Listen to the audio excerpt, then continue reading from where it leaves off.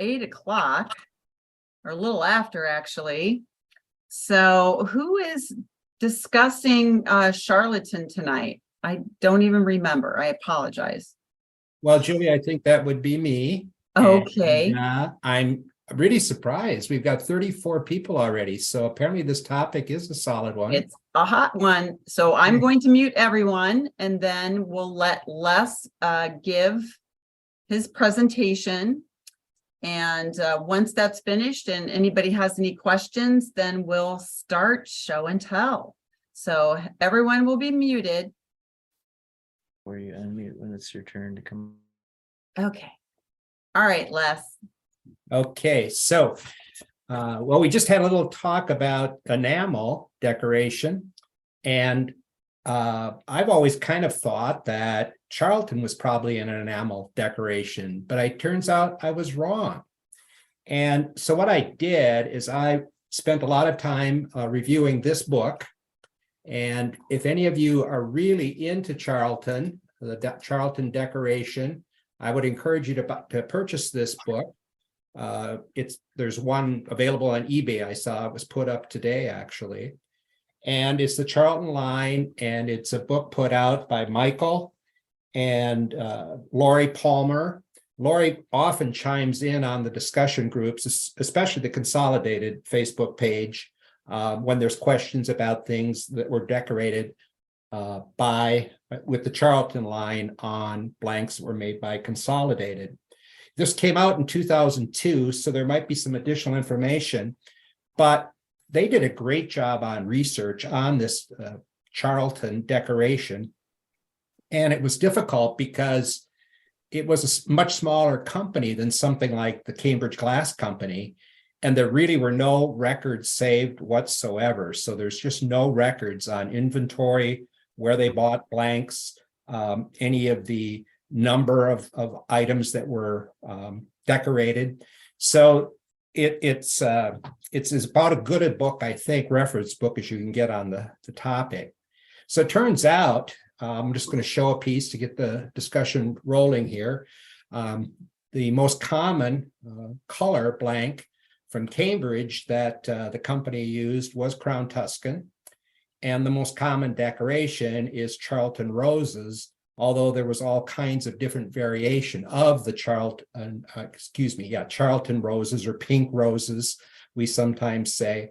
And sometimes there's bows, sometimes there's different colors, there's different types of gold decorations. There's a lot of variations of this pink roses on Crown Tuscan. So the paint part is actually China paint. It's not an enamel, technically. And China paint is, the main ingredient is fine silica, in other words, fine sand. And that worked very well to make the decoration very permanent on it when it was fired on, because glass, the major ingredient, is sand. So it was heavy sand on sand, essentially. And that's why, the gold may wear off or erase off if you want to erase it off, but the painted portion is extremely permanent, and it'll really adhere to the glass, and even after 50 years it's still holding in there very well. So I get my things in the right order here.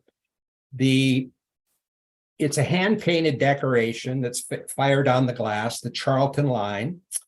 The company name that did this was Abels, Wasserberg and Company, based in New York City, right in Manhattan. It'd be pretty hard to imagine something like this based in Manhattan today in New York City.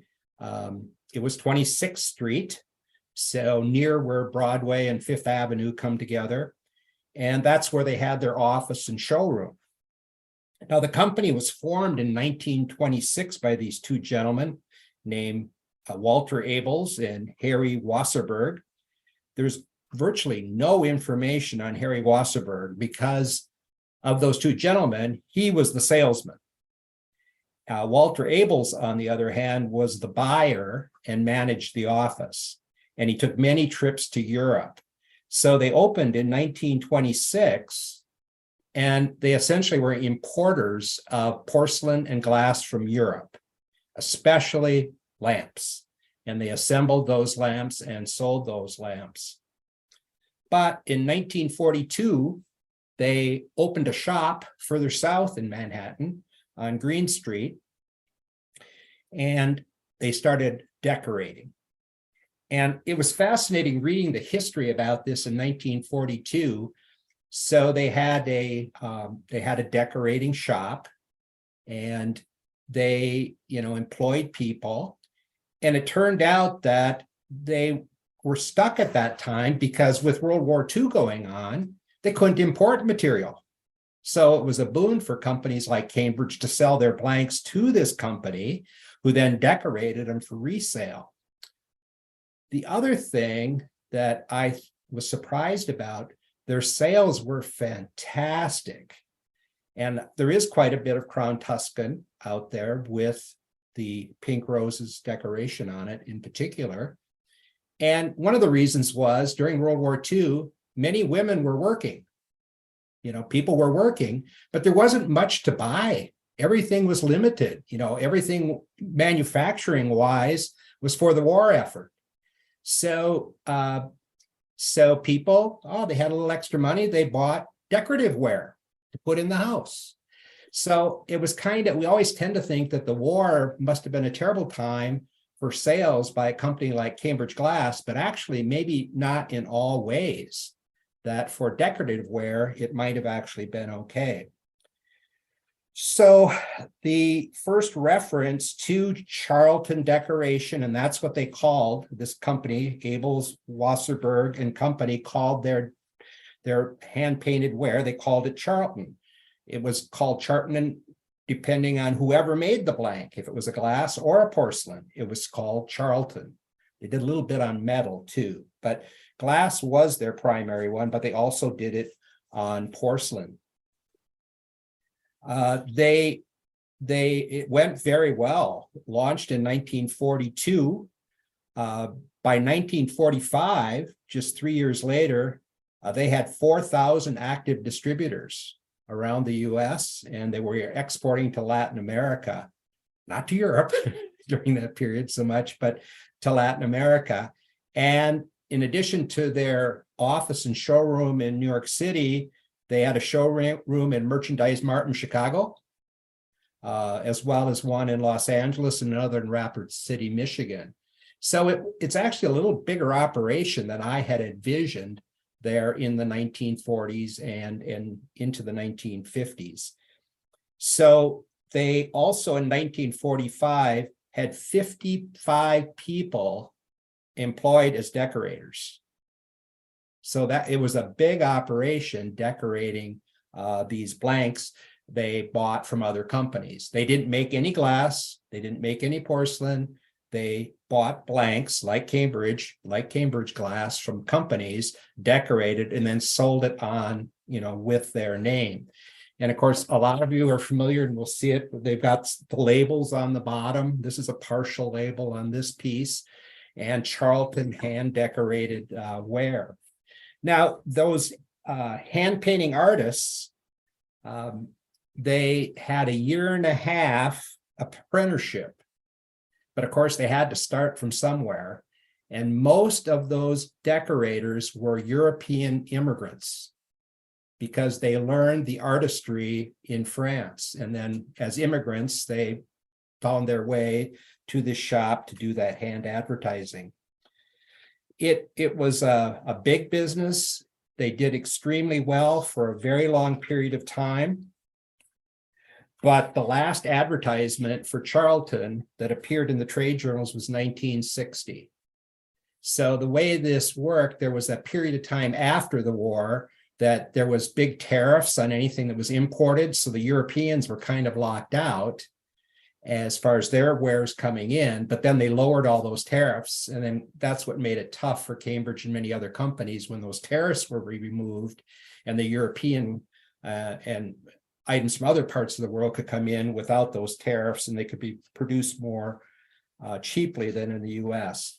And they filed for bankruptcy in 1967. Another company purchased their assets and their inventory, and well, we know how that type of thing goes. So the Charleton decoration was made for no more than 20 years, roughly 1942 to 1961. And of course, Cambridge wasn't making blanks till 1961. It appears that the last Cambridge items that were decorated by this company were made in 1954 in the original closing of the factory. So, you know, they probably started looking at the blanks that we know have this decoration on them, maybe in about 45. So it was probably a 10-year run for glass that was made by Cambridge. So Abels, Wasserberg and Company purchased glass from like 25 different companies. Not just Cambridge by any means, 25 in domestic and international. The biggest one, who's the biggest one? Which company really made, did they buy a lot of blanks from and decorate? Fenton. Fenton. I mean, it's the most common by a long way, decoration on Fenton. Cambridge was probably the highest quality decoration that went on. In fact, in the Palmer book, they say the Charleton decoration on Cambridge glass represents the best designed and executed work by Abels, Wasserberg and Company. So, and I think a lot of us feel that way about it. In addition to Fenton and Cambridge, they also decorated glass from Duncan Miller, Fostoria, Heisey, Imperial, Indiana Glass, Tiffin, New Martinsville, Westmoreland. And of course, they were in business to make a profit, so it was always cutting a deal. And Mr. Abels, in his trips to Europe before the war, that was always the thing. Where could he get a volume purchase of glass or porcelain that he could bring to the US, have decorated or assembled or decorated, and then resell? So again, it's the way all this was. It wasn't, it was always how do you make a profit? They were a business and they wanted to keep their employees working. So as far as Cambridge colors and decorations, again, it seems like, you know, it couldn't have been before 1942 because that's when they started the Charleton decoration, and you know, they bought that shop and started decorating. So we don't know exactly. Crown Tuscan was introduced in 1932. So sometime after 1942, they started decorating Crown Tuscan. And the most common items decorated in Crown Tuscan are from the seashell line. You know, and you just think of all the shell items. And the seashell line included the nude comports with the shell on top. It included nude candlesticks. It included the Flying Lady bowl. It included the dolphin candles, both the short little ones with the bowl and the upright ones. They were all technically part of the seashell line. The other blank that's real common, I'd be surprised if we don't see one tonight, is that Gadroon covered candy, the 3-part candy. That was a nice blank for decorating. And the colors really, the flowers, the floral decoration really pops on that Gadroon covered candy. So reviewing the Cambridge colors then, to kind of wrap things up, Crown Tuscan was the big one and was probably the first one they started on. I mentioned earlier, the pink roses is the most common decoration. And then they had some they called open rose, and that's what this one is, a variant that had the open rose with roses. Again, this decoration they think was a 2-step process. They put on the China paint, fired it. And firing was really tough because you had to get just the right temperature so it would bond. On the other hand, if you overfired it, what happened? It went limp. So it was really a tricky process, the firing. Then another shop would put on the gold, and that would then be fired on. And again, I think about these workers. working with gold is dangerous. To inhale gold fume or dust from gold, right, Julie? Yeah. It's not a good one. So they had to have been very careful. Hopefully they were wearing respirators when they were doing that. I don't know in 1940s if they were. OSHA, I don't know how active it was at that time in history, probably didn't exist. So again, it was a fairly intensive operation. Some Cambridge pieces are initialed and some have two initials, one for the painter and one for the gold decorator. So some other items in Crown Tuscan, again, the nude candlestick. This is another pink roses decoration on this one. As I mentioned, it's got a partial label on the other side. There's numbers for these decorations, and there's quite a few different numbers for these pink roses, different variations of the pink roses. A piece I don't have at all in my collection is a darker version. It's kind of a mauve colored rose, and the collectors call it chocolate rose. And I'm hoping we will see that. That's often on the upright seashell vase, and maybe we'll see one of those tonight. There's another decoration called blue roses. Very few of those out there. I have never owned one. Maybe we'll see one tonight. Two other variations are the harbor scene. I think that's a very popular Charleton decoration. It's also got roses on it. And then a rooster, which is a rather odd decoration. And that one was done quite a bit on that gadroon covered candy. Later decorations, as we move on in time, seem to be gardenia. There is a fair bit of the gardenia. I've got a little swan here, and I'm assuming we'll see some gardenia tonight decoration. Likely later, not as much of this by any means compared to the roses, the floral decorations. Another one that's dated from an advertisement, and we know was introduced in 1952, just before Crown Tuscan was discontinued by Cambridge, roughly in January 53, was this blue mist decoration. And for this mist decoration, they did different mists. Pink, they did green, they did blue. And on Cambridge, it's this blue mist that's by far most common. And it's kind of an undercoating, and then they put floral decoration on top of it. Now, a piece in my collection that I had really wanted for a long, long time, very seldom has appeared, and every time it did appear, it didn't fit my budget. But I finally last year was able to add the Flying Lady Bowl with the blue mist decoration. Now, an interesting thing with the Flying Lady Bowls with the blue mist, all of them, I believe, and I think most of the gardenia, you can see they've got that area, the leg is filled in. Whereas most of the Flying Lady Bowls, that's an open area there. It's not filled in. So I think some of the later Crown Tuscan, when you get into 1952, just before they stopped making Crown Tuscan, they kind of filled in some of those areas on the molds. Another example of when they did that was this piece, which is Green Mist, Cambridge. There you go. You can see there's a green under coating and then floral decoration on top. Now, I've got a pair of these. They are the ones that are pictured in the Palmer book, and it's this single pair that was in the Charlie Upton collection, and I was lucky to, Charlie was willing to part with them when he was parting his collection. I was able to add them. But you can see here in the keyholes, they're filled in up here on top on either side. They're filled in.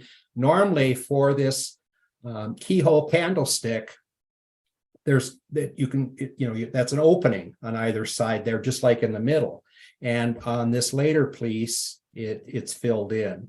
So again, conjecture on my part, but I think that in some of the later years, either because the mold had wear or just a conscious decision, some of those areas that had previously been open became filled in. So this, I don't know if it's showing up well here, but I think it's just a gorgeous decoration, but it's the only known piece of green mist made by Cambridge. Probably the next most common color that you can find with a Charlton decoration is crystal. And I don't have examples that I had out there packed away, but the swans, they made the 8-inch swan in crystal and 10-inch swans in crystal with a Charlton rose decoration. They're really pretty spectacular.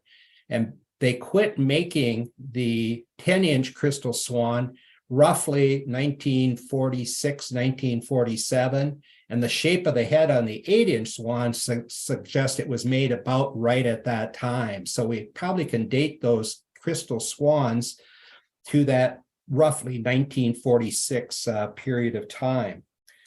The other crystal decorated pieces by this company with the Charlton decoration have advertisements that are far later in time.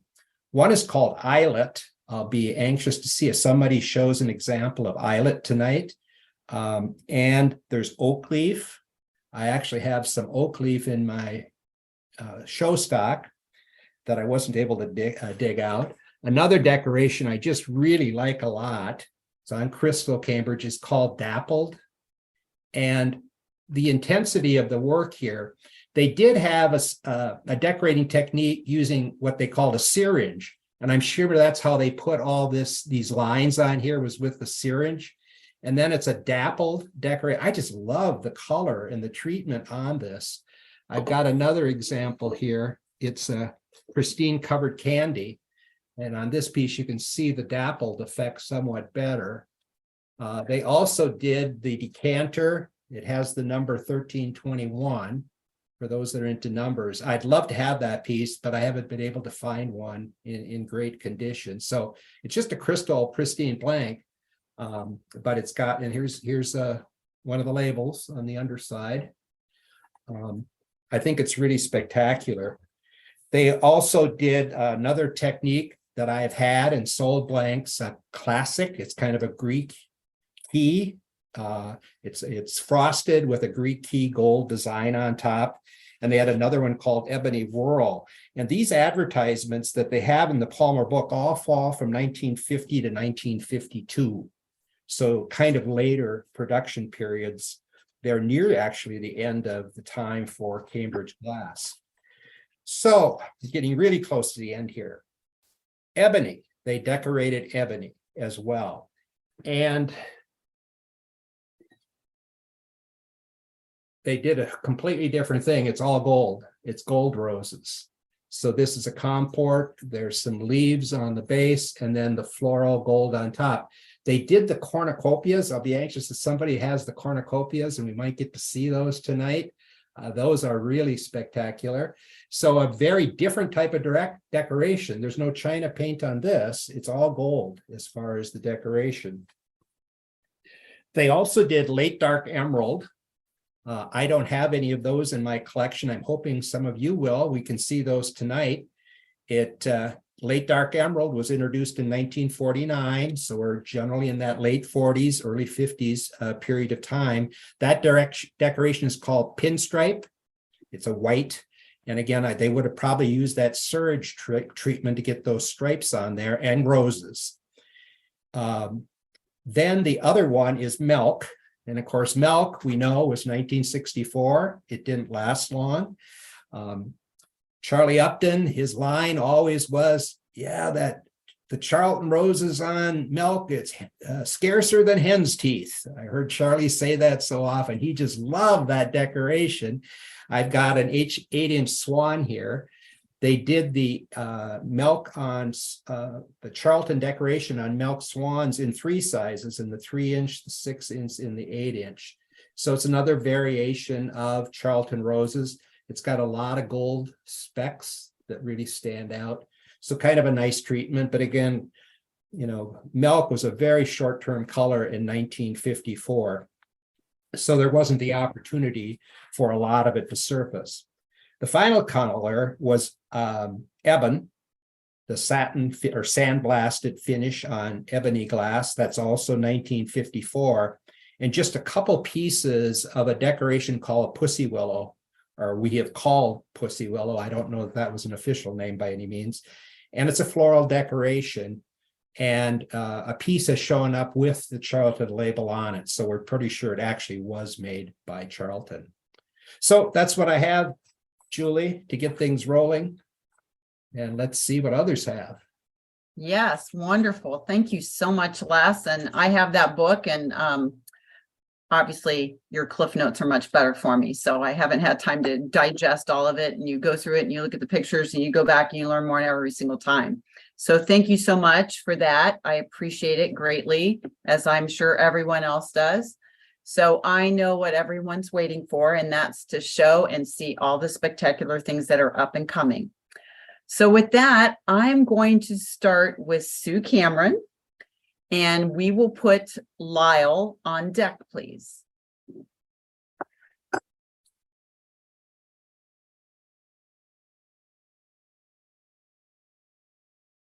Okay, Sue, you'll have to unmute yourself. Okay. Well, the first thing I have that belongs to me is a little perfume. It's the 3497 2-ounce perfume. On the bottom, it's embossed with patent number 84482, which I just discovered today, but it's painted on both sides. And I don't know for sure if that's Charleton, but it may well be. And it has the little dauber. So Yeah, that's Sue, that piece wouldn't be done by Charleton. That would be a different decorator. okay. Yeah, and the time period doesn't really fit real well either. Okay. Late Well, 40s I and 50s. treasure it anyway. You bet. It's beautiful. It's Yeah. adorable. Everything else I show belongs to our son-in-law and daughter, and he is a big Crown Tuscan collector. He loves it, and it's collected for years. And they brought me a few pieces to show, and then with permission, I want to try to show some photographs that they sent. First are the little seashell candle holders. Both are the pink roses. So those are really neat. And they have a little 5-inch with a chrysanthemum etch. And there again is that Charleton. You know, in all of my looking, I couldn't find the a chrysanthemum etch. Sue, thank you. Thank you for showing that, Sue. That decoration, we don't know who did it. So I've got the same decoration, I think. Wouldn't you agree? That's the same as the piece you just showed? No, I think it's different. The color's the same, isn't it? It And might be. this one we don't know. Can you see that better? I think it might be the same one. Anyway, we don't know if it's Charleton or not. The Palmers weren't sure. Oh, good. So at least we've got two. It's sure beautiful though, isn't it? Yeah. Hey, Les, look on page 106 of the book. That looks awfully similar to what she's showing. Okay, well, while y'all are looking for that, I want to go ahead and show we have or John has a milk gas swan also with the pink rose decoration. And you'll note it's got gold striping in the leaves. So that's one. And then let's see. Have you found it? Okay. The next thing is a little puff box. We think this is probably Fostoria. Whoops, sorry, John. This has the Charleton label, and it has the gold thing. And then on the lid, it has the traditional roses decoration. And I know that it's a puff box, and we do believe that that is Fostoria. So, Julie, can you let me share the screen? I can. Let me see how I do that. Give me a second here. I always have to remember how to do it. Well, and we're going to hope I can remember how to show these photographs. Okay, you can try to share it now. I think it should be okay. Okay, great. I've got it. Okay.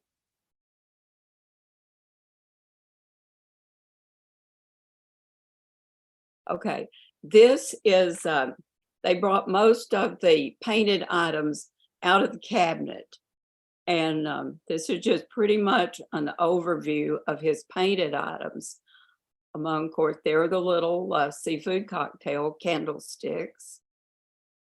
And there's the chocolate roses you were talking about, Les. They have the keyhole candlesticks and the shell bottomed cornucopia vases in the back. And all of the little bread and butter plates. There's the blue mist decoration that you were talking about, and plain roses. There's a gardenia, a larger plate at the back. There are the cigarette boxes and the little puff box that we were talking about. And there's the little 5-inch plate with the chrysanthemums. I love that one. And here's his flying lady bowl. And they also have the nude candlesticks, but they didn't take pictures of those. Here's the Harbor Freight picture. No, Harbor, what do they call it? Harbor and Roses. And you note that the ship is on one side of the house in this version. And in the next one, it's coming out the other side. And this piece is signed like you were talking about. So, okay, there's the one swan I just showed. And there's a three-part 9-inch comport. And there's her blue mist swan. So anyway, that is that's all I have to show, courtesy of the son-in-law. So that plate that you call chrysanthemum, does it have a label? Does it have a label on the bottom? No, it does not. No, the only thing with a label is the puff box. Now, some of the big gardenia plate and their 9-inch oval bowl have the Charleton stickers on them. Right. So we still don't know about that, what you're calling the chrysanthemum. I think it's the same as mine. it just doesn't look like roses. You know, it's just a traditional chrysanthemum flower. We just haven't been able to document that it was done by Charleton. Yeah. There are other decorators. It would be interesting to be able to do that, wouldn't it? So, okay, well, that's all I've got, guys. Well, thank you, Sue. That was really nice. And we're glad to hear that your son-in-law and your daughter have a very nice collection. Well, yeah, that's his. Now, she is the swan aficionado, as Les can testify. Yes.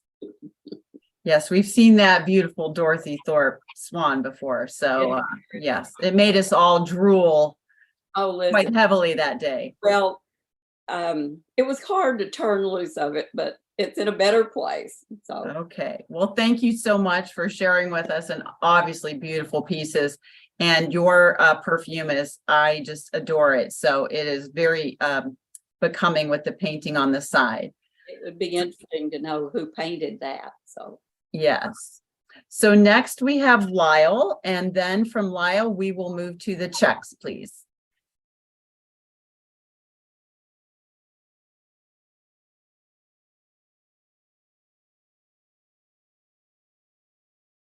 Okay, Lyle, you'll need to unmute I'm sorry. Yes, Lyle, you'll need to unmute. There we go. I think that's working. Yes, it is.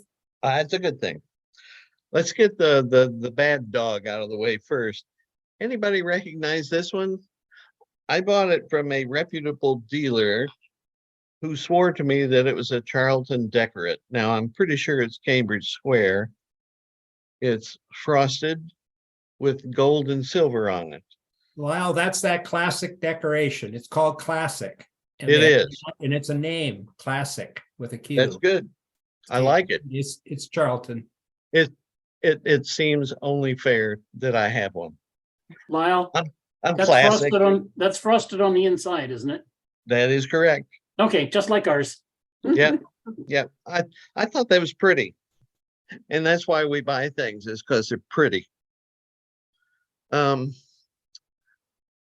this is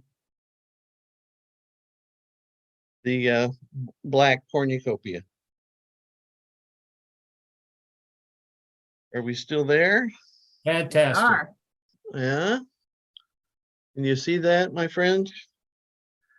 It does well.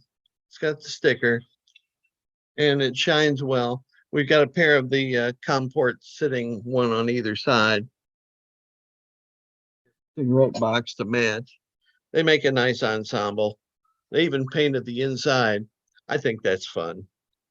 That's unnecessary, but great fun. We have some greenware, you know, the point in lines. They did the inside, which was a good idea on the comports, and even a little shell just for fun. It's all on the outside. Very nicely done. We have some on milk. The big shell, I call it. Patterns elude me, but it was still pretty. It's decorated on its butt, you know. And we have a milk glass. Don't know. It's nicely done. Do you ever feel sorry for a piece of glass? I mean, the first one of the Charlton line that we bought, we did to rescue it. And just to keep it from being abused anymore. This is a nice little candy jar. Sticker still on it, auction sticker too, by the way. It was good fun. Very pretty piece. A lot of detail, a lot of work on these. They just go on and on. My favorite pattern in the whole group, bows and roses. I just think it sounds like fun, doesn't it? I mean, bows and roses. There's the bows on the top and roses all underneath. Very nice piece. Lid to the DeGrune. I think that's gardenias, I think. And they just gilded some on the inside. Little bit of blue mist here. The inside, down on the foot.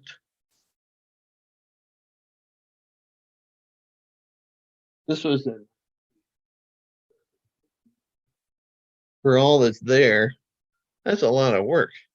Look at that pencil, the base, and it's a screw thread. It kind of augers its way down. A lot of time involved with that. Ugliest thing Cambridge ever made. The what is that? Some kind of a fish, dolphin. He's decorated till the cows come home, but it's still an ugly fish. Got a pair of those. Got a couple of these little delightful seashells, his kids evidently. And the reason that I got started with, of course, the girls. Pretty good representation of the girls. In pretty good shape. The gold flies off on its own, I'm sure it does. Have a lady bowl and the sandwich platter with this, I think that's chocolate rose. Is it? Yeah. But there's several pieces here, a lot of fun, and it's getting serious. Thanks, Julie. Yeah, thank you. I never would have guessed you as a bow and roses guy. I love them. I'm sorry. I grew up in a flower shop in Lima, Ohio. Oh, well, then that explains it all. That explains it to me all too well now. Bows and roses. Yes, well, thank you, Lyle, very much Certainly. for sharing so many different types of pieces. And also, obviously, I knew that you had to have some ladies in there somewhere. I'd be disappointed if you didn't. So thank you for sharing. It's much appreciated. Certainly. So next we have the checks, and then we will put Cal and Alice on deck, please. Well, we only have a few pieces. I gotta say, I've never seen the dolphin, those candlesticks. I've never seen those decorated Charlton. So it was really neat to see the pieces. These are, not particularly unusual, but the little shell plate with the roses and the bows on it, gold decoration. I see it okay. And then we do have the milk glass cigarette box decoration on it. I use it for earrings. And then the Nautilus vase or the shell vase with the decoration on it. And none of these have labels on them, but this one's the paint is kind of faded on it. But that's all we were able to locate, to get our hands on. So Okay, well, thank you so much. It's always a pleasure to see parts of your collection. And I'm always interested to see what other people have, because obviously you talked about using the cigarette box for an earring box. And I think a lot of us use those cigarette boxes as earring boxes. It just seems like a natural fit for some reason. So thank you again for sharing. Next, we have Cal and Alice. Did you have something, Cal and Alice? You'll have to unmute yourself. Yeah, I've got the green cigarette box. And then the ebony, that I don't know, what decoration it is. That would be an old Cambridge decoration, more than likely. It's not done by Charleton. It's too early to have been done by Charleton. Okay, that's kind of what I figured. Okay, that's all I've got. You said has some Crown Tuscan here that you can show. I do have the book. Okay, and I had heard that there was a book and I didn't know how to get one. So I finally got hold of Michael and Lori Palmer, and they said, "Oh, we'll send you one." And so they did, and they wrote me a nice little note inside here, hoping I would enjoy it. I have the little ashtray with the rose in it, and I have the cigarette box, okay, with the gold. And I particularly like the fact that the fish's tail is all wrapped around. My prized possession has a story behind it, and it is the footed compote dish. And this happens to be the with the chocolate roses in it, and it's the Harbor and Roses. Now, how I happened to get this, in Michigan, we had a store kind of like the one that used to be up in Philly, New Philly, where it was an old grocery store, and it had been converted into a dealers come and get rid of your wares. And I would go in there every other week wandering around, and I spotted this. Well, I went month after month, literally months, and it never sold, and it was marked $50. So I one day went to the clerk and said, "Could you call the distributor, or the dealer rather, and ask what their lowest price would be on that?" So she did. And the dealer said, "Well, ask her how she feels about $35. And I said, well, ask them how he would feel about 25 since it's been here for about 6 or 8 months and nobody's bought it. He said, that'll be fine. And I got this piece for $25. And it has all the gold around the bottom and around, and it is the one with the ship and the thing. So I am very proud of this piece of glassware. So that's what I brought with me tonight. As you should be. That's the way to do it, girl. $25. That's a great price on that. So Yeah. excellent job. And nice pieces, both of you. Really a pleasure to see what you have. And I see Cal's just back there and enjoying it all. So thank you again for sharing. It's always interesting to me what we look for, and sometimes what we find and how we enjoy it. And so I'm glad that you're really enjoying that comport, because I know that some of the pieces I love the most are the ones that I really had to wait for. And so good for you. All right, next let's put on Joanne, and then we'll put Christine on deck, please. See here. All right, so we have some of the same, let me see if I can, we have the little shell with the rose and the dots. We have the ashtray. And this is interesting only in that, you know, it has the roses in the center, but somebody has worn them off. So I don't know if they put something in it, you know, and like let it sit there like a medium or something. And then, so we have this in the store. There's a story behind this. The lady, 1 minute, let me see if I can get a good picture of her here. Let's see. Okay, so she's gold. She's got the gold on her. She's got really good decoration here. It is the pink roses. So the story behind this is that my dad bought it for $50. He was going to an antique store and they had it. And they didn't know what it was. And we still have, yes, indeedy. Well, let me see if I can, the tag. Where he paid $50 for it.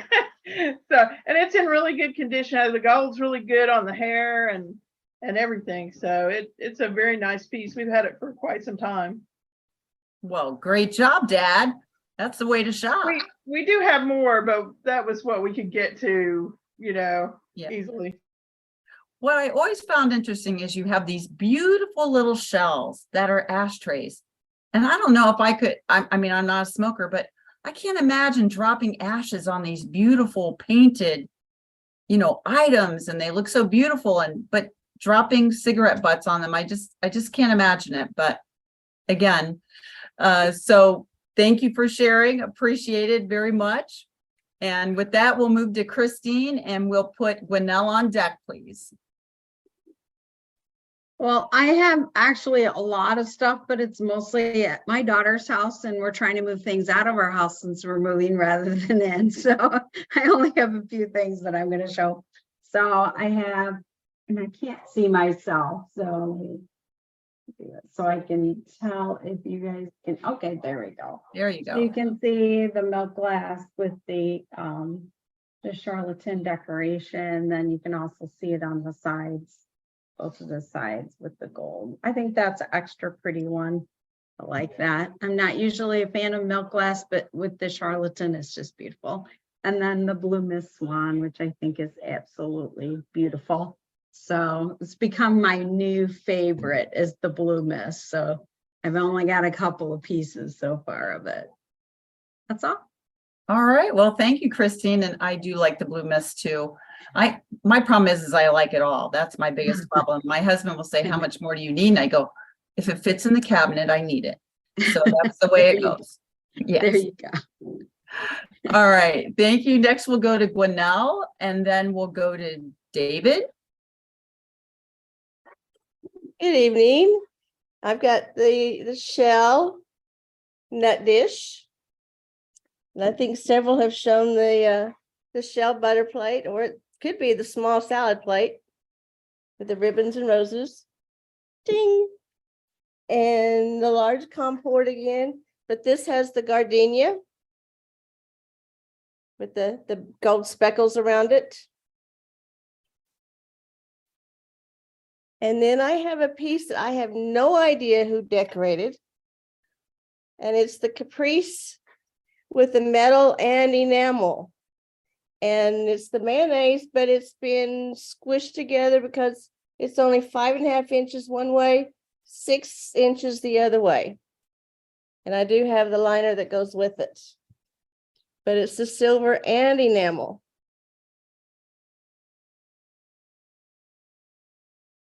So I didn't know if anybody had any idea of who may have made that, but that's what I've got.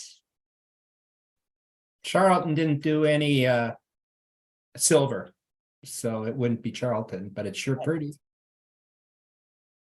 Really spectacular. Thank you. That's a treat there. So thank you for that. I've never seen that with that type of decoration, like you said, with the silver and the enamel, and I like silver, so I have haven't not seen the that. mayonnaise with where it's been oval. It's more of an oval shape than a circle. Yeah. And I've got several other mayonnaise, but none of them are oval. Which All is right. Well, very thank unusual.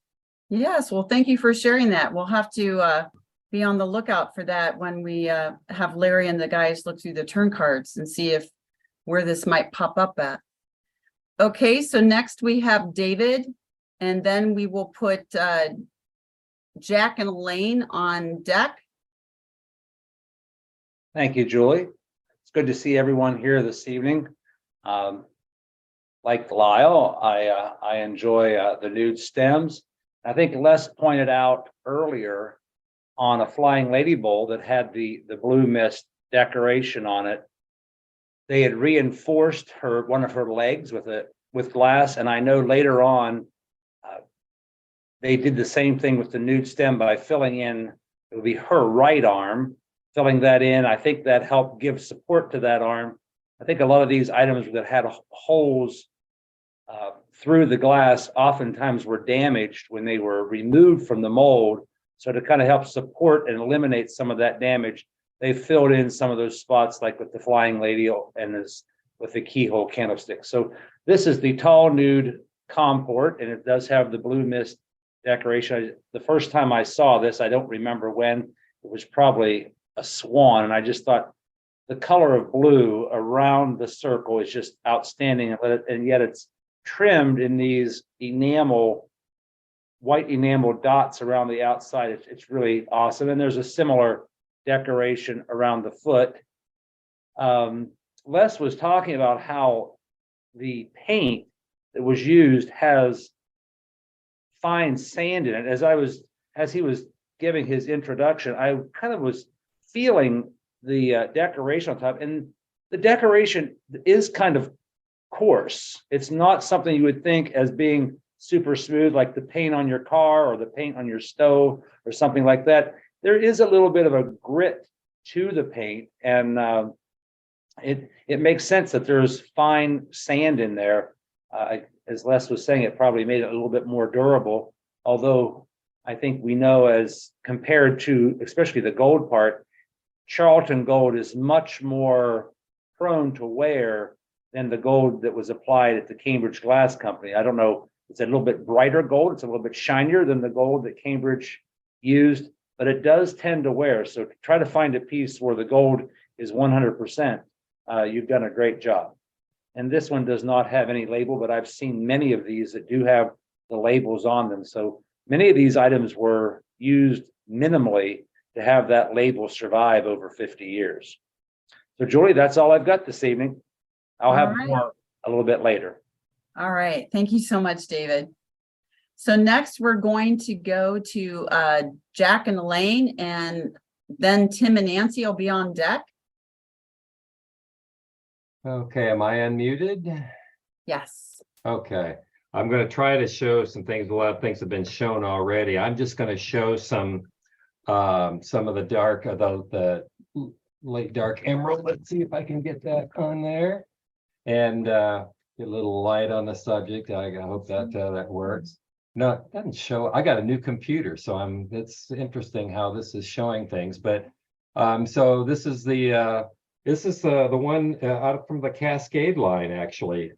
This is where this came from. I think somebody else showed this earlier. So it's the candy box, and it's again, the pinstripe and roses.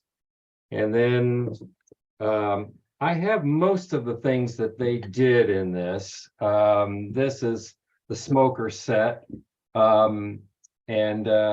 So you can see that they did the little ashtrays. Like you said, I don't know that I'd want to put the cigarettes out of these things, but I guess they did.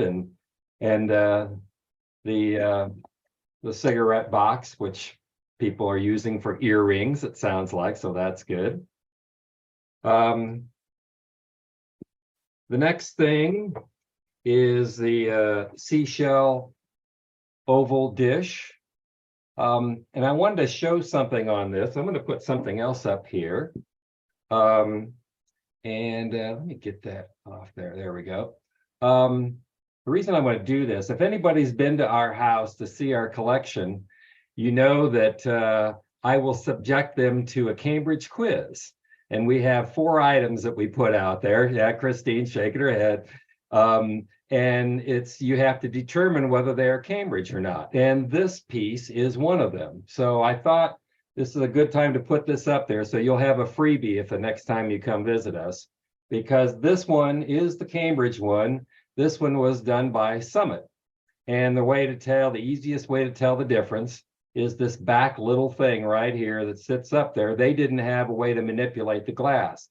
Cambridge is turned in and turned over, whereas the Summit one, they just left it just like it came out of the mold, and it just points straight up. So that's the easiest way to tell the difference on that.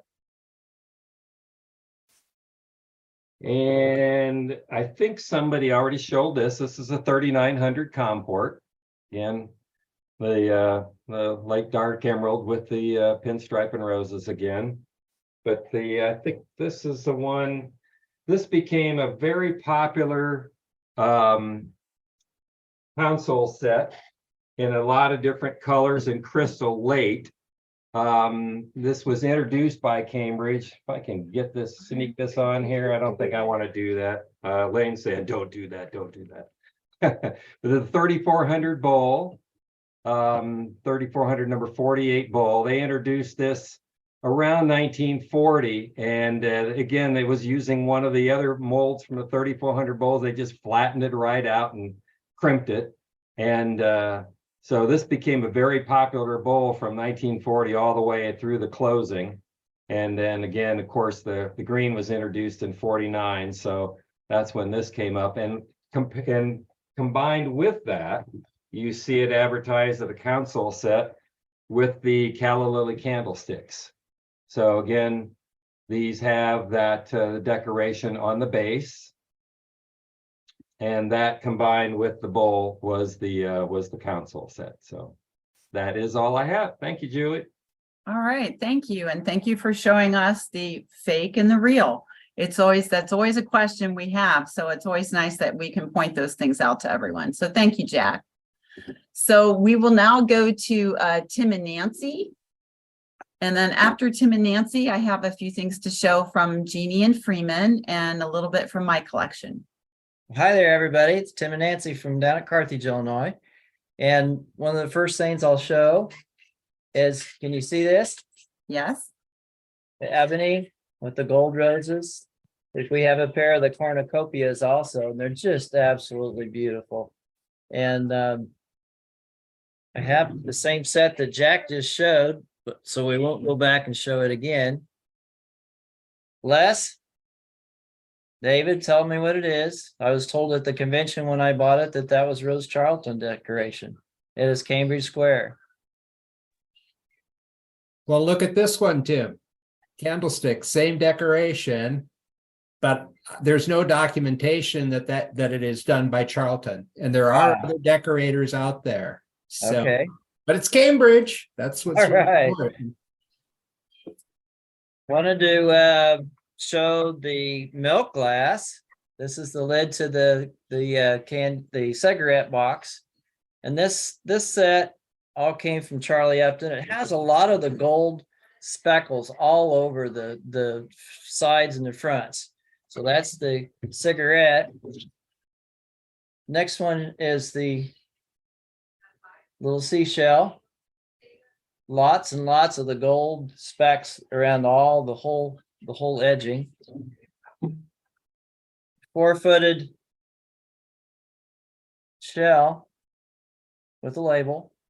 And again, there's a lot of speckling on the inside also. And this has been shown too, but this is with the speckles all around the inside. This set was all the same way and it all came from Charlie. Next, there was some discussion about the clear swan. And we have one of those. The paint on this one is pretty good, but it has some places that it's not so fine that kind of discourages from collecting that. Here's a covered candy and Crown Tuscan.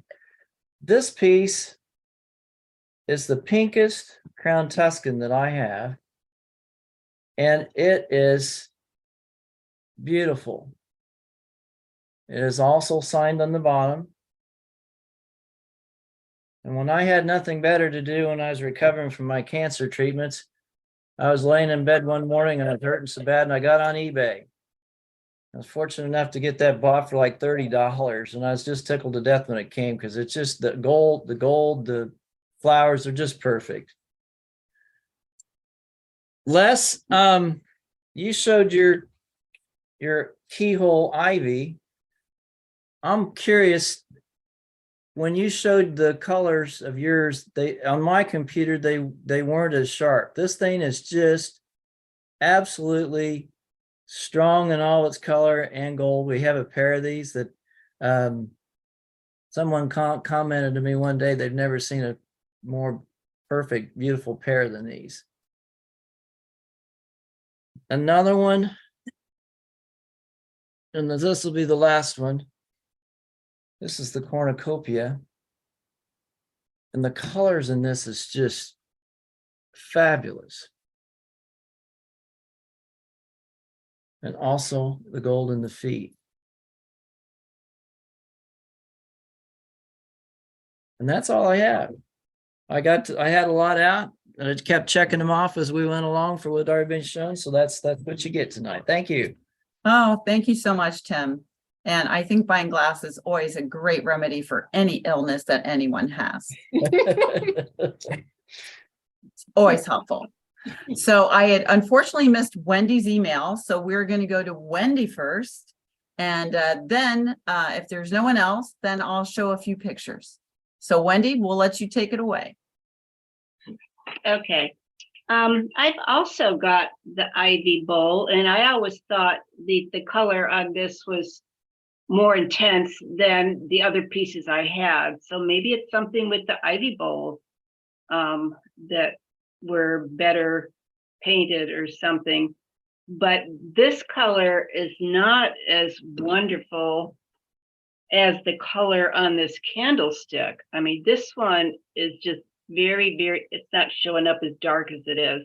The roses are practically purple. It's just very strong. Now, Les, you mentioned that these were often open in some cases, but anyone that's shown one of these tonight, these are closed. Is that unusual? Well, there's very few of that blank of a candlestick where they are not open. So for the Crown Tuscan, I tend to think that it was later. You know, we're getting into that 1952-53 period when just before Cambridge went out of production. And I don't know, David had a theory that maybe they were trying to provide more support for the piece. It could also be that the mold wasn't closing as tightly because the molds were like 3 or 4 pieces and maybe they weren't closing as tightly. Okay. And then my last piece, and I don't think I'd be the only one having a blue rose, but I've got the blue rose 10-inch seashell vase. And I just love this. It's so subtle with the very light bluish lavender with touches of gold on it. it's just gorgeous. And that's all I got. I've got others, but I mean, we've seen them. There's Thank very you. little, there's very little blue rose out there, Wendy. You're lucky to have that piece. Oh, I got it at convention last year, so somebody was giving it up. Thank you. Thank you, Wendy, very much. Beautiful that it is Thanks. so nice and subtle with that. I really enjoyed that. So with that, I am going to share my screen, and hopefully I've tried to do it a little bit different this time so I don't have to jump back and forth. So give me a minute here. Let me see here. So I think Jeannie is on the line. So Jeannie, do you want to describe your items? I know some of these have been shown, but certainly I think we can talk about them again because they are lovely. Yes, they are. This is just a review from Jack. I couldn't tell if his calla lily was the same. But Freeman hauled them all out, cleaned them up, and took a picture of them. And in fact, the one tall, I call it a candy dish. We just acquired that. That's up at the upper left hand. We were at Rosenberg, and there was one there, and we picked it up among other things. But I couldn't understand what Freeman was calling the design until he brought it out and showed me. But it's a real pretty design on green. Yes, it really is striking on the green, and I can see why they needed to use a syringe to paint those lines so delicately so that they're so evenly spaced. It looks like they just did a tremendous job on this type of work, obviously. To me, the lower left, the covered candy is just gorgeous. Yes, it is very striking. I think with that deep color and the white, it's just very, very striking. Yeah, but I've seen a few places of the black with the gold rose. Pulled a couple pieces out. We were lucky to be invited down after Bob and Margaret Downing had passed away. Margaret's was her collection. I bought her collection of the black and the gold rose, and they just display beautifully. I can only imagine. Well, thank you for that. And I'm going to go to the next one. Okay, so my blue mist swan doesn't show up very well. It's not my best picture there, but actually I got this at, I believe it was the Dash, because some of its feathers were rather ruffled is the poor word for it, but it had basically had some things sawn off because it had obviously been damaged. So like everyone else, I just love the decoration. So for $30, it was a great deal just so I could have a beautiful shelf piece with the blue mist decoration. I was surprised no one else had shown the urn, and I apologize again. I try to put several pictures on those same slide. But obviously the urn was very nicely decorated, and you can see that if you look at the bottom, it's decorated as well as just, you know, the face decoration of the urn, the top of the urn around the lid, and the gold's beautiful on it. And I do agree that I think the gold is a brighter, shinier gold than what is seen from what we see typically on the Cambridge pieces. But I did note when Sue showed hers, it didn't look as bright and shiny. It looked a little more matte. So I'm not sure why, but it just appeared maybe that way on the screen. Then also, let me see if I can do it like this. This will be a little bit better for everyone. There we go. Then there's been a lot of discussion whether this is actually a Cambridge piece or not in the center bottom. It's like a little pin tray. I had it in the case at the last convention, and a couple of people said they didn't think it was Cambridge. It does have a Charleton decoration label on it, but there was a lot of speculation. Was it Cambridge? Was it not Cambridge? And Les is shaking his head no, but I still think it's cute as can be. So I still love it in my particular collection. And then, as everyone has said, the ivy balls are just so incredibly striking. I ended up finding one I had a pair and then I found another one for very inexpensive money. So now I have 3, but I just love the pattern so much. But you can see, obviously these are hand painted because you can see the slight variations in the roses. And that's what I find so unique about them, is that if you look at the rose on the left, it looks more open than the rose in the back. And then like between the two is the one on the right. It's kind of half open, half closed. So just an interesting decoration to me. I didn't see any more of the 3,400 bowls in the Charlatan, but certainly there's many of these out there. And I always just like the top view of it. I think it's pretty spectacular. The bottom piece was actually one of the very first piece of Crown Tuscan with the roses on it. And this was actually a gift to me from my husband when we were engaged. We went to a glass show. It was at St. Saba here in town. And I just fell in love with this piece, and he thought maybe I would really enjoy it. So he picked it up for me as a engagement gift. Now, this is a pattern that I don't think is often seen in Cambridge. This is called Green Maze, and it has the Charlatan at the top. You can see the maze that's on the bottom, but then also the globe. And I tried to blow it up because it is a very interesting pattern. It looks almost like a solid green when you're far away from this pair of candlesticks. But as you get closer, you can actually see the little maze in it, which I find is very attractive. And then certainly with the Beaubochet and the crystals. And then I really do enjoy seeing the gold outline of the keyhole in this particular piece. So I just think it's rather stunning, and I really enjoy this. So that is really all I have out of my collection. But before we leave tonight, I want to put this up because it's going in the crystal ball. And for those of you that are attending convention, we have negotiated hotel rates for the entire year. And I really want to thank Tim Kraus for doing this. He spent his time on the phone helping myself and also Christine out. But we have got outstanding pricing right now on the hotels for either coming to the auction, either going to convention, or even with the fall meeting. These prices are an annual price right now. So for those of you that are coming, please make sure you make note of this. And if you need to call them and say, I need the Cambridge glass rate, these are the rates. So from my personal perspective, I've stayed at the Hampton many years.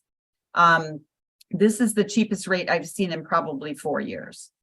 So I looked at it as I got more money to spend on glass, which always makes me happy.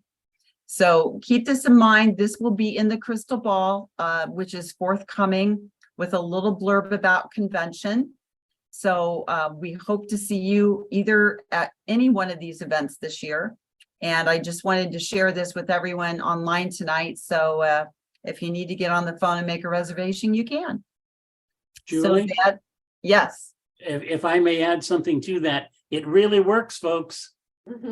I got this today, and I called. The best rate I could negotiate at the Comfort Inn was $98. I called today, got that converted to the 79, and got my reservations made for the upcoming convention at the $79 rate. So Good. Thank you so very much. Oh, you're welcome. And you know, I was just glad that we could do it. And again, thank you, Tim and Christine. And, you know, you'll notice at the Hampton, you'll see 3 prices there. If you're a Hilton Honors member and you want the honors points, you'll pay the $117. It's still cheaper than what it's been in the past. But if you don't care about the points, $85 is a great deal. $89 is a great deal. $79 is an awesome deal. And the Quality Inn, which is part of the Choice hotel lines, you can get that for $60. So again, very, very reasonable. And hopefully if you do travel, you know, the Fairfield is across the way and it was the highest one. So we thought it turned out great. So that's all I have for everyone. So I'm going to stop sharing. And everybody should be back now. And I'm going to turn this over Julie, to, I got a couple more things, if you don't mind. yes. Go Okay, ahead. so you can tell these other decorations that we are sure if they're Charlton or not. I kind of brought them up when others spoke. So here is another one that maybe some of you have seen. This pops up in vase as well. And for me to look at it, it certainly looks like it's Charlton, but there's no documentation. We've never had one pop up with a label. And then the last one, and this is photographed in the Palmer book as well, the little ivy ball with a curly Q type of enamel type of decoration. I don't think this is Charlton. First off, I do think it's enamel rather than the China paint, but we just don't know for sure. And then the last thing, Julie, is that I'm really impressed with how many people showed up tonight for this and on the enthusiasm among Cambridge collectors for Charlton decoration. That's not the case with many of the glass clubs. For those of you that collect Heisey, anything that's not decorated by Heisey is no good. So there's a lot of lariat that's been decorated with Charlton, for example, and some of the animals. Now, there's always exceptions. There's collectors that love it, of course, too. But generally speaking, Heisey collectors do not like glass that's decorated by somebody else. But it's obvious tonight that people among Cambridge collectors love their Charlton decorations. Yes. Well, thank you for showing us those. I did notice the curlicue squiggly red and white enamel piece in the Charleton book, and I was kind of wondering if that would show up anywhere tonight. So thank you for sharing that, Les, along with the other very adorable vase. So with that, I do have something. Oh, I wasn't sure if I could stay the whole time, so I didn't. I thought, oh, excellent, I'll just Dorothy. stay quiet. But the only piece of crystal decorated Charlton that I have is the lifesaver vase, and it's not rare like my decanter, but it's pretty neat, I think. And it does, after your discussion, the paint is unusually heavy, I think. So I wonder if they didn't fire it like they did the Crown Tuscan. Les, you have any comments? Well, on that? I'm pretty sure it's fired on, but a lot of it, I think David alluded to it. A lot of the pieces, it is kind of heavy and kind of rough. So this little vase that I just sewed, it's very heavy. So we aren't sure if this is Charlton, but often on just the pink roses, it can be quite heavy. So I'm pretty sure that was fired on, Dorothy. Okay, thanks. And thanks for showing that lifesaver vase. I've totally forgot about that one, and I'm surprised we didn't see it sooner. So thank you for reminding us of that. I think it's an adorable piece, the lifesaver vase. Julie, yes. Can I ask a question of Les, please? Sure. Why is it, if they're fired, that the gold seems to wear off so much easier than the other decorations? Yeah. Was there anything in the book that explained why that particular color or paint wears off, and you find it where the decoration may be in good shape, but the gold trim is just not? Yeah, it was fired on. I would guess the answer might be that we don't know what the gold really was on Charlotte. Again, we have no records. Cambridge used 22 karat gold, and they treasured it. You know, they had it in bottles and they weighed it out and everything for the workers because it was pretty precious stuff. So we don't know. The gold was fired on, that we do know, from talking to workers. But as far as the content, the ingredients that went into that gold, we have no idea. The other thing, the firing process could have been different. Again, firing is really tricky. Yeah. Firing glass. And I'm sure the Cambridge factory, with the size of their operation and years of experience, really got good at doing their gold. That would be the only thing I would know. A lot of conjecture. Yeah. Can I mute? Can you unmute me? You are unmuted. Okay. My name is Judy Arnett. I used I used to do ceramics, and my take on the gold is when we would apply the gold to a piece of ceramic, it had to be fired at a lower temperature or you would get black gold. Yeah. So does that answer your question by a possibility?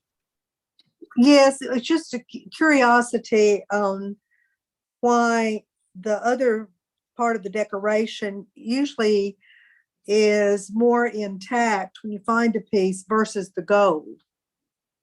Well, and I'm saying. And it's just, fired- yes, and it could have been fired at a higher temperature for the other part of the decoration. Right. Yeah. That's what, at least that's what I would give it a little bit of credence to. Thank you. Oh, Thanks. thank you for that comment. Glad you chimed in on that because I'm sure firing temperature has a great deal to do with it as far as like the whole entire process. And again, because gold is much more delicate, it probably maybe is not fired as long either. So that could be part of it too. So with that, I think we've finished most of our discussion on the Charlatan. I'm going to turn it over to David right now for his comments. Say, is there a chance I could show one? Oh, absolutely, Philip. Well, this is one I haven't seen anybody come across. I think Les mentioned it in the beginning. And I think he says it's the rooster. Is that what it is? Yep. Mm-hmm. Okay, because I've been trying to figure out what this was. I wasn't sure if it was Charlton or not. So It's Charlton and it's a rooster. all right, well, cool. I got something rare then. Cool. Excellent. Well, thank you for sharing that because again, it wasn't shown tonight. So it's always, this is what's so wonderful about Zoom. Everybody is bringing something to the table and something that we haven't seen earlier in the discussion pops up and someone says, all of a sudden, look what I got. Yeah, I haven't Thank seen you. anybody show this one either yet tonight, the 3-part covered. And that one's actually got the label on it too. So I just had to. Absolutely. We're so glad you joined into the fun. It wouldn't be Zoom and Tell if you didn't. So No, now I got to go deal with the snow. okay. We'll let you do that. So David, I think we're to you now. So I'm going to let you finish up here. Thank you, Julie. And thank you to Les for a great program. The Charlton decoration is something that I'm not super knowledgeable about, but I certainly do appreciate it. And there are so many of them out there that we see it quite often, the roses and the gardenia, but there are some very unusual Charlton decorations out there that are quite tricky to find. So it was fun to see some of those this evening that I've not seen before. I'm just going to wrap up this evening. I'm going to put a plug in for the auction. We've got an auction coming up in about, was it 4 weeks from now, something like that. Check your crystal ball for the exact date. There's a lot of great stuff in the auction this year, and it'd be great to see some of our Zoomers at the auction this year. And if you see Julie, Les, myself, Jack, Mike, anyone that's part of the Zoom committee, come up and introduce yourself, and it'd be great to meet you in person if it's your first time to Cambridge. I want to give an update on where we're going over the next couple months. Next month, March, I will be doing a program on the nude stems. We've got a wonderful chart out there that helps identify the various colors that various stems were produced in, but I think everyone probably has a nude stem or two sitting in the showcase. So hopefully everyone can dig through their showcases. Lyle, this is you included. Bring a few items and share them, and it should be a fun time. Then in April, Les Hansen is back on silver decorations. So if you have any piece of Cambridge decorated with silver, it doesn't necessarily have to be decorated by Cambridge, because most of the silver decorations were not by Cambridge. There were other silver companies that bought Cambridge blanks and decorated them and sold them on their own. And then in May, Wendy is going to do a program on smoking items. That's one of the main aspects of her collection, besides vases. And she's going to lead a program on smoking items. So be thinking about that in May. The Zoom committee is working on future programming. We're going to continue through the summer and throughout the year. So I figure 3 months out, that gives you plenty of time to prepare, and then I'll have more updates in the near future. So again, thank you for everyone joining this evening. It's always fun to see the different items that people have in their collection. And it's so awesome when you share your stories about how you found them, what you paid for them. It's just interesting to hear that, because we just don't hear enough of those stories on a day-to-day basis. So Julie, that's all I've got this evening, and thank you to everyone who joined. Thank you, Hey, Dave. I got a question, Julie. Yes. Is the auction going to be Zoomed by any chance? Well, we have not had the opportunity to get an auctioneer to do the pieces that way. We just, there was some concern because there were some changes in the way that online auctions were occurring in Ohio. So there was some concern that we would need some education to do that. And then we found out that we wouldn't need to do that.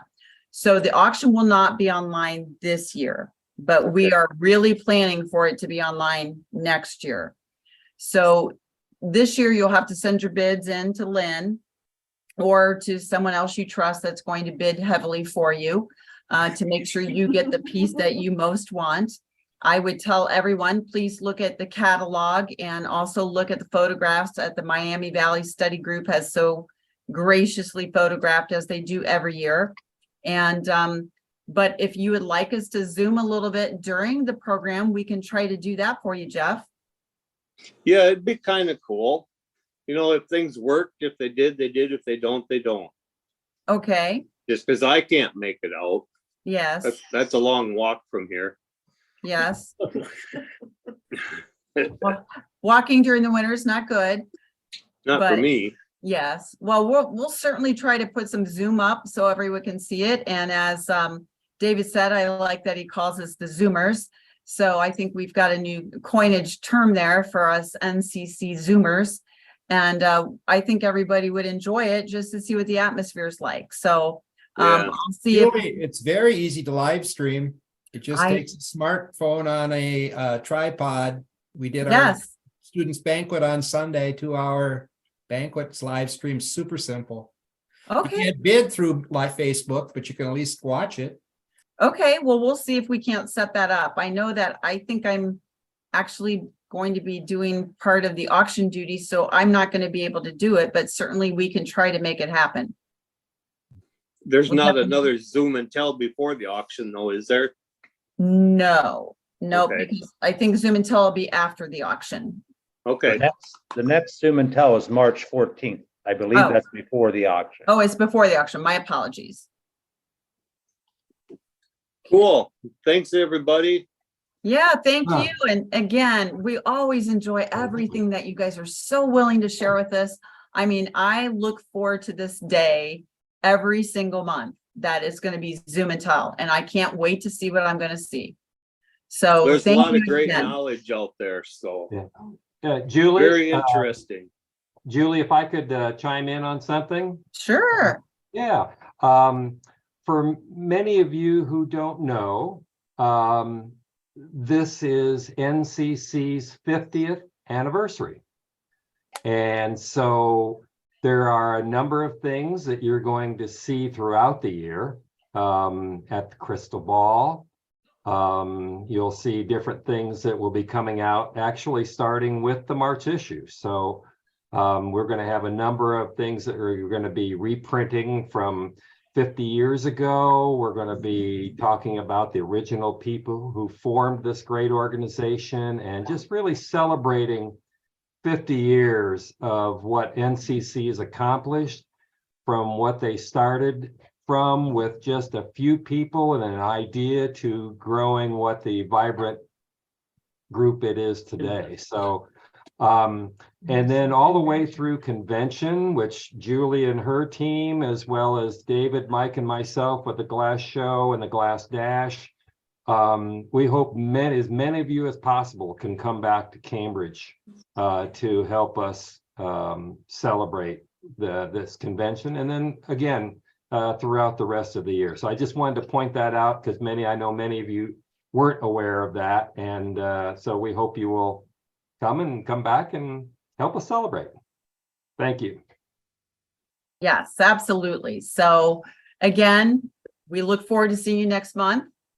And I know that for April, I'm going to have to get my polish cloth out because silver overlay is a major part of my collection. And I have a feeling I'm going to be polishing the whole month of March to get ready for April.